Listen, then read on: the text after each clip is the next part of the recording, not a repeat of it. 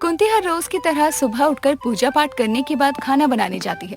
तभी वो देखती है कि सलोनी ऑफिस के लिए तैयार हो रही है। सलोनी रुक 20 मिनट, कुछ बना देती हूँ, खाकर ऑफिस जाना। नहीं नहीं माँ, मैं पहले ही लेट हो चुकी हूँ और रुकी तो ऑफिस भी लेट ही पहुँचूंगी। अरे बेटा बस थोड़ा सा समय दे, मैं तेरे लिए कुछ बना देती हूँ। माँ आप टेंशन क्यों लेती हो, मैं बाहर से कुछ खा लूंगी। चल ठीक से जाना, और हाँ सावन चल रहा है, अंडा बिरयानी की तरफ देखना भी नहीं।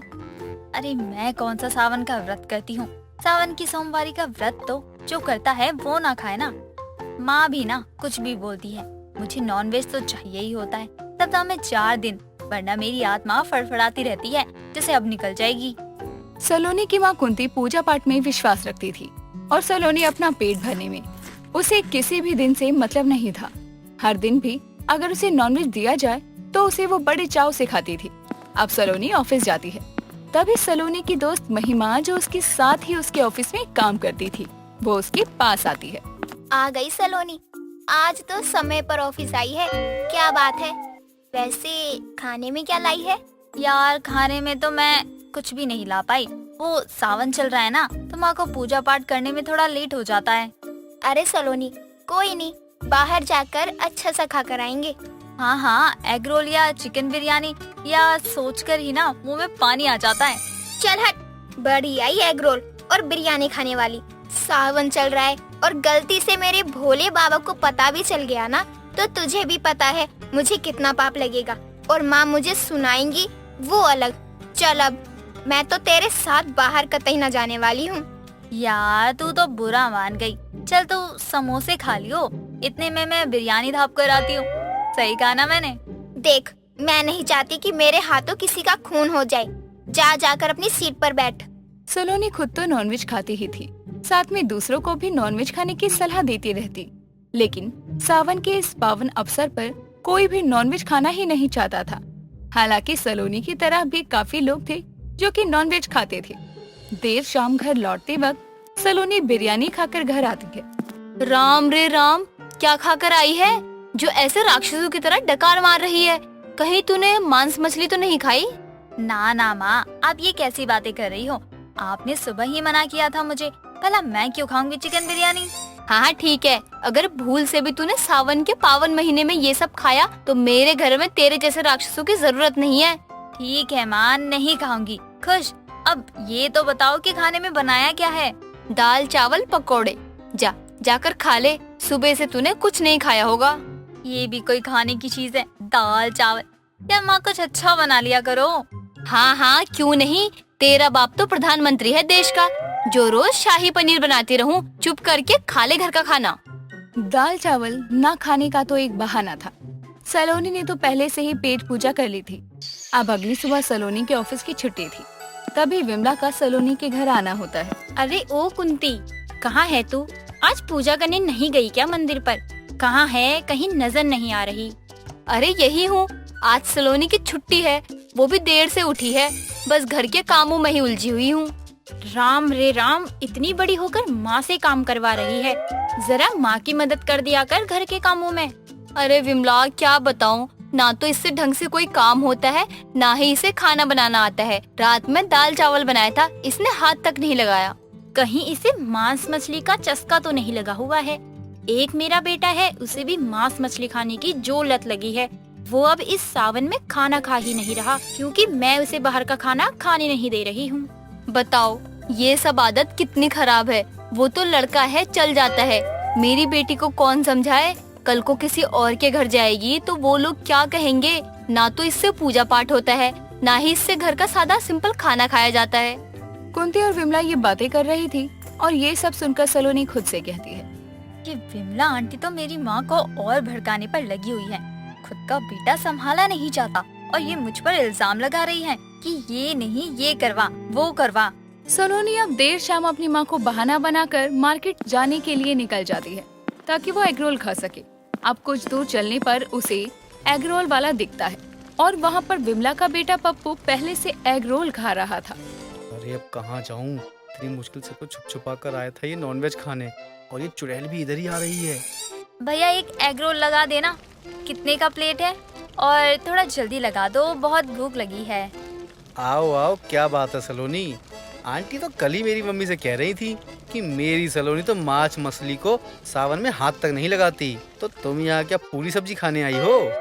ये चमगादड़ की औलाद ही यहाँ। अरे यार, मैं कहाँ फंस गई। क्या बोली? फिर से बोल, फिर से बोल। और तू यहाँ क्या कर रहा है? मैं तो यहाँ एग रोल खाने आई थी, लेकिन तू तो पहले से ही खा रहा है। रुक, ऐसे ही रह, तेरी 2-3 ना फोटो ले लेती हूँ। देख, ये तू मेरी मम्मी को मत दिखाइयो, वरना वो मुझे घर से बाहर निकाल देंगी। देख, मैंने तो तुझे खाते हुए देख लिया है एग रोल, और तेरी फोटो भी मेरे फोन में है। बस अब तो मेरी शिकायत मेरी माँ से नहीं करेगा, तो मैं भी तेरी शिकायत तेरी माँ से नहीं करूँगी। ठीक है मेरी माँ, अपनी डील पक्की। अब दोनों मिलकर एग रोल खाते हैं और घर आ जाती हैं। ऐसे ही दोनों सावन के महीने में शाम के समय एग रोल या बिरयानी खाते और एक दूसरे को देखकर भी अनदेखा कर देते, ताकि वो एक दूसरे की चुगली घर ना कर दे। एक रोज कुंती और विमला मार्केट के लिए निकलते हैं और दोनों आपस में बातचीत करते हुए मार्केट जा रहे थे। राम राम कुंती, देख तो कैसे लड़के और लड़कियों की भीड़ लगी है मोमो चाउमीन खाने के लिए। हाँ हाँ, लेकिन ये मुर्गा मुर्गी की फोटो भी लगी है। रुक तो पढ़ूं, क्या लिखा है? रहमान चिकन बिरयानी वाला, एक बार खाओगे तो बार बार आओगे। मतलब ये बिरयानी की दुकान है। देख, राम रे राम, कितनी भीड़ लगी है। चल चल विमला, यहाँ से खड़ी क्या है? जैसे ही कुंती और विमला वहाँ से निकलने लगते हैं, वो देखती हैं कि हाथ में प्लेट लिए पप्पू और सलोनी उस दुकान से निकल रहे हैं। अब क्या था, दोनों घर पहुँचते हैं। विमला, बेलन, जूता, चप्पल, बैट जो मिले लेकर आ, और तुम दोनों कुछ बोलना नहीं। हमने तुम दोनों को अपनी इन बेबस आंखों से देखा है मुर्गी की टांग खाते हुए। कुंती, अपनी बेटी को सूतने से पहले मेरे बेटे को भी सूत, और हाँ, अच्छे से सूतियो, जब तक ये बैट उसके बदन पर टूट ना जाए। चल, तू कहती है तो 1-2 हड्डी तोड़ ही देती हूँ मैं भी इसकी। अब कुंती और विमला अपने अपने बच्चों को खूब मारती हैं। अगली ही सुबह कुंती खाना बनाते हुए सलोनी को सुना रही थी। इसके इसी पाप के चलते इतना अच्छा रिश्ता आया था सावन में, और वो भी टूट गया। माँ, क्या कहा आपने? वो गुजरात वाले रिश्ता तोड़ गए? अरे, मुझ में कमी क्या है जो वो ऐसे रिश्ता तोड़ गए? कमियां ही कमियां नजर आ रही है तुझमें, अच्छाई है ही क्या? लड़कियां ऐसी होती है जो नॉनवेज खाए, मुर्गे की टांग खाए, वो भी भरे सावन में। माँ, आपकी पिटाई के बाद आपको लगता है कि अब मैं नॉनवेज की तरफ देखूंगी भी? ना माँ, ना। इस इंसिडेंट के बाद तो मानो सलोनी सुधर ही जाती है और पूरे सावन नॉनवेज खाने की सोचती भी नहीं है और अपना सारा ध्यान भोलेनाथ पर लगाती है। गायत्री की 5 बहुएं थी, लेकिन उसकी 5 बहुओं में से उसकी 3 बहुएं, बड़ी बहू पूजा, छोटी बहू रीना, तीसरी बहू कीर्ति, तीनों सगी बहनें थी। साथ ही अमीर घर से थी। लेकिन उसकी चौथी बहू राधिका और 5वीं बहू गीता गरीब घर से थी, साथ ही अलग अलग परिवार से थी। फिर भी उनके बीच में बहनों वाला प्यार था। लेकिन उनकी अमीर जेठानियां उन्हें बिल्कुल भी पसंद नहीं करती थी, क्योंकि वो दोनों गरीब घर से थी। एक दिन गायत्री अपनी 5 बहुओं को आवाज देती है और उसकी आवाज सुनकर उसकी 3 अमीर बहुएं वहाँ आती हैं और कहती हैं, जी माँ जी, कहिए, आपने बुलाया? राधिका और गीता बहू कहाँ रह गई? वो क्यों नहीं आई? मैंने उन्हें भी तो बुलाया था। पता नहीं माँ जी, आती ही होंगी। तब तक आप बोलिए, क्या काम था? क्यों बुलाया है आपने हम लोगों को? मैंने तुम लोगों से ये पूछने के लिए बुलाया है कि कल की रसोई में क्या बनाना है। सोच लिया है ना तुम लोगों ने? कोई कमी हो सामान में तो पहले ही बता दो, क्योंकि खाने में कोई कमी नहीं होनी चाहिए। मेरी इज्जत का सवाल है। माँ जी, आप तो ऐसे बोल रही हैं जैसे हम तीनों की ये पहली रसोई हो। हमें तो इस घर में आए हुए बहुत समय हो गया है। ये चीज तो आप अपनी छोटी बहू गीता और गायत्री को समझाइए ना। हाँ माँ जी, दीदी सही कह रही है, क्योंकि मुझे वैसे भी खाना बनाना कुछ खास पसंद नहीं है, इसलिए मुझे तो इस रसोई के कामों से दूर ही रखिए। माँ जी, मेरा मन भी नहीं है आज कुछ बनाने का, और वैसे भी पहली रसोई तो गीता और गायत्री की है ना, तो उनसे पूछिए ना कि आज क्या बनाएंगी अपनी गरीब रसोई में। गरीब रसोई में? तुम्हारे कहने का मतलब क्या है? ये लोग गरीब घर से आई है तो तुम इनका मजाक उड़ाओगी? अगर वो सुनेंगी तो उन्हें कितना बुरा लगेगा। वो किसी भी घर से आई हो, लेकिन अब वो इस घर का हिस्सा है। साथ ही तुम लोगों की देवरानियां हैं। तुम लोगों को ही उन्हें इस घर के तौर तरीके सिखाना है। आगे से मैं ये अमीर गरीब का टॉपिक न सुन लूं इस घर में। गायत्री अपनी 3 अमीर बहुओं को उनके घमंड के चलते सुना ही रही थी। तभी राधिका और गीता वहाँ आती हैं, जिन्हें देखकर गायत्री बात बदल देती है और उनसे कहती है, तुम दोनों कहाँ रह गई थी? मैंने कब से तुम दोनों को आवाज दिया था। ये तीनों तो आ गई, लेकिन तुम दोनों गायब थी। माँ जी, वो उनका कॉल आ गया था, इसलिए मैं नहीं आई थी। एक बार कॉल कटने के बाद पता नहीं कब कॉल आती, माफ करिए। माँ जी, मैं छत पर कपड़े डालने गई थी, मुझे आपकी आवाज नहीं सुनाई दी, तो मुझे तो अभी राधिका ने बताया कि आपने हमें बुलाया है। ठीक है, समझ गई, सभी कामों में बिजी थी मुझे छोड़कर। मैंने बस इतना कहने के लिए बुलाया है कि कल तुम दोनों की पहली रसोई है। मैंने पड़ोस की औरतों को बुलाया है खाने पर। तुम लोग ऐसी रसोई बनाना कि वो तुम्हारी जेठानियों की पहली रसोई ही भूल जाए, और अगर कोई मदद चाहिए हो तो अपनी जेठानियों से ले लेना। जी माँ जी। ठीक है, फिर जाकर तुम लोग अपना काम देखो, मुझे कहीं जाना है, मैं होकर आती हूँ। गायत्री इतना कहकर घर से बाहर चली जाती है, जिसके बाद उसकी तीनों जेठानियां भी अपने कमरे में चली जाती हैं। कोई भी राधिका और गीता को कुछ नहीं बताता। अगले दिन दोनों रसोई में हाथ बांधे खड़ी थी। उन्हें कुछ समझ नहीं आ रहा था कि वो अपनी पहली रसोई में क्या अलग बनाए, जो कि उनकी जेठानियों की रसोई से अलग हो। वो परेशानी में ये सोच ही रही थी कि तभी उनका ससुर राजेंद्र वहाँ आता है और कहता है, ये क्या, अभी इस घर में आए हुए 4 दिन भी नहीं हुए और तुम दोनों का चेहरा उतर गया। तुम्हारी जेठानियों ने तुम्हें कुछ ज्यादा ही परेशान कर दिया क्या?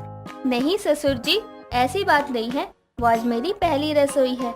हमें समझ नहीं आ रहा था कि हम ऐसा क्या बनाएं जो कि माँ जी को बहुत पसंद आए और साथ ही जेठानियों जी की भी पहली रसोई से भी अलग हो।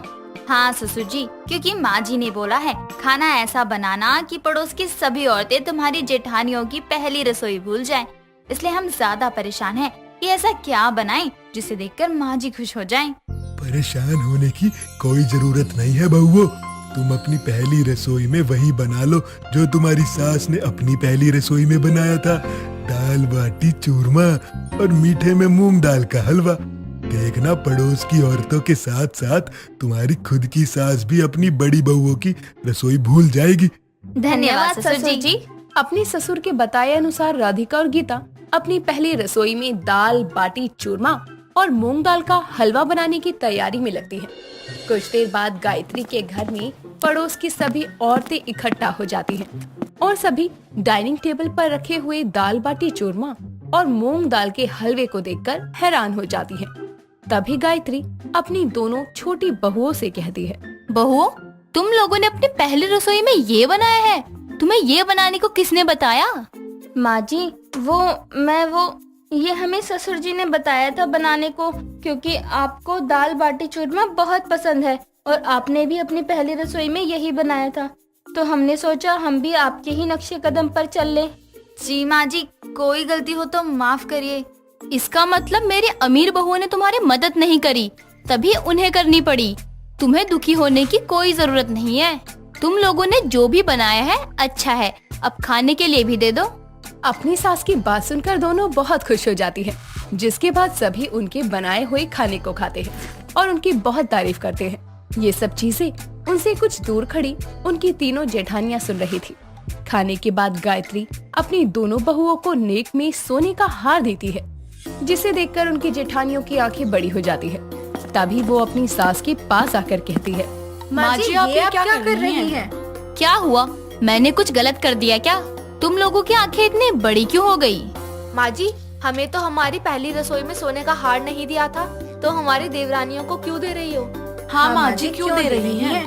क्योंकि इनकी रसोई सच में लाजवाब बनी है। दूसरी बात, इनकी शादी में उन्हें सोने का हार नहीं दिया था, लेकिन तुम लोगों को दिया था, इसीलिए दे रही हूँ। माँ जी, वो सब हमें नहीं पता, हमें भी सोने का हार चाहिए। आप एक काम करिए, आप अपनी तीनों अमीर बहुओं और 2 गरीब बहुओं की रसोई को फिर से कर लीजिए। जिसकी रसोई अच्छी होगी उन्हें आप हार दे देना। इसी बहाने इन्हें दूसरा हार कमाने का भी मौका मिल जाएगा। ठीक है, मुझे मंजूर है। मैं अपनी 3 अमीर और 2 गरीब बहुओं की रसोई दोबारा करने के लिए तैयार हूँ। जिस तरह से तुम तीनों ने ये बात सबके सामने बोली है, वैसे ही खाना भी सबके सामने बनाओगी। जी माँ जी। अगले दिन फिर सभी पड़ोस की औरतें गायत्री के घर में इकट्ठा होती हैं और उसकी 5 बहुएं शर्त के हिसाब से सभी लोगों के सामने ही सारा खाना बनाती है। कुछ देर बाद डाइनिंग टेबल पर वो लगाती है, जिसके बाद पड़ोस की सभी औरतें तीनों अमीर बहुओं का बनाया खाना चखती हैं, जो कि उन्हें बिल्कुल पसंद नहीं आता। उसके बाद सभी गरीब बहुओं का खाना चखती हैं और फिर से उनके खाने की तारीफ करती हैं, जिसे सुनकर गायत्री कहती है, अभी भी कुछ बोलना बाकी है तुम तीनों को? तुम्हें पता है आज तुम्हारा खाना अच्छा क्यों नहीं बना और तुम्हारी गरीब देवरानियों का खाना अच्छा क्यों बना? उन्होंने दोनों बार खाना दिल से और प्यार से बनाया है, बिना लालच के बनाया है। लेकिन तुम तीनों ने जलन और लालच और गुस्से में बनाया है, क्योंकि तुम्हें लगता है कि तुम्हारी गरीब देवरानियां अपनी अमीर जेठानियों से कैसे जीत सकती हैं। अमीर गरीब की जलन में भूल गई हो तुम तीनों कि ये दोनों भी हमारे घर का ही हिस्सा है। अपनी सास की बात सुनकर उसकी तीनों अमीर बहुओं को अपनी गलती का एहसास होता है, जिसके बाद वो अपनी देवरानी और सास से माफी मांगती है। साथ ही अमीर गरीब का भेदभाव मिटाकर अपनी गरीब देवरानियों के साथ में खुशी से रहती है।